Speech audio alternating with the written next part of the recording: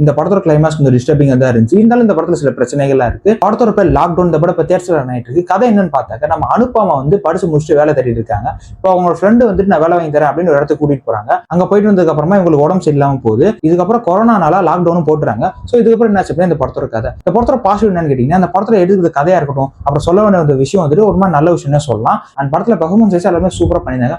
முக்கியமா அனுப்பமா ஒரு பெஸ்டான பெர்ஃபார்மன்ஸ் கொடுத்திருக்காங்க. சூப்பரா பண்ணிருந்தாங்க. அண்ட் அவங்க ஃப்ரெண்டா வரவங்களும் சூப்பரா பண்ணிருந்தாங்க. அண்ட் படம் 2 hours அப்படின்னாலே பெருசா உங்களுக்கு எங்கேயுமே போர்டிக்க வாய்ப்பு இல்ல. முக்கியமா அந்த படத்தோட கிளைமாக்ஸ் ரொம்ப எமோஷனலா ஹார்ட் ஹிட்டிங்கா ஒரு மாதிரி ரொம்ப டிஸ்டர்ப் பண்ணி விட்டுச்சுன்னு சொல்லலாம். அதுலயும் இந்த படம் உண்மை சம்பவம் பேஸ் பண்ணி எடுக்கப்பட்ட படம் அப்படின்னு நினைக்கும் போது ரொம்ப ஷாக்கிங்கா எமோஷனலா தான் இருக்கு. அந்த படத்துல பெட்டரா வந்திருக்க வேண்டியது ஃபர்ஸ்ட் ஹாஃப்ல தேவையில்லாத சீன்ஸா இருக்கட்டும், தேவையில்லாத பாட்டு அந்த மாதிரி படத்தை கொண்டு போயிட்டாங்க. அதை இன்னும் கொஞ்சம் பெட்டரா பண்ணிக்கலாம். அண்ட் அதே மாதிரி படத்துல சொல்ல வர விஷயம் ஒரு பாயிண்ட் ஆஃப் வியூ சொல்லியிருக்காங்க, இன்னொரு பாயிண்ட் ஆஃப் வியூ சொல்லியிருந்தாங்க அப்படின்னா இன்னும் கொஞ்சம் பெட்டரா இருந்திருக்கும். ஓவராலா ஒரு சில பிரச்சனைகளா இருந்தாலுமே இது ஒரு நல்ல படம். கிளைமாக்ஸ்க்காகவே இந்த படத்தை கண்டிப்பா பார்க்கலாம். நீங்க ஃப்ரீயா இருந்தீங்க அப்படின்னா மெச்சூர்ட் ஆடியன்ஸ் கூட இந்த படத்தை ட்ரை பண்ணி பாருங்க.